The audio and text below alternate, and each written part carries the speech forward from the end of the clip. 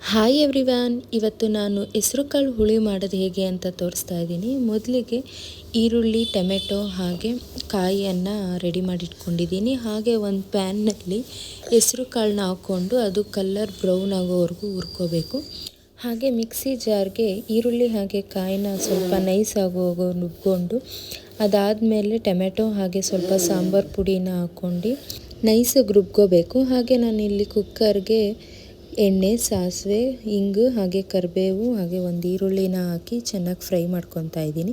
ಅದಾದಮೇಲೆ ನಾವು ಹುರಿದಿಕೊಂಡಿರ್ತಕ್ಕಂಥ ಕಾಳನ್ನ ಹಾಕಿ ಅದಕ್ಕೆ 2 ಗ್ಲಾಸಷ್ಟು ನೀರು ಹಾಕಿ ಸ್ವಲ್ಪ ಉಪ್ಪು ಹಾಕಿ ಕುದಿಯೋಕ್ಕೆ ಬಿಡಬೇಕು.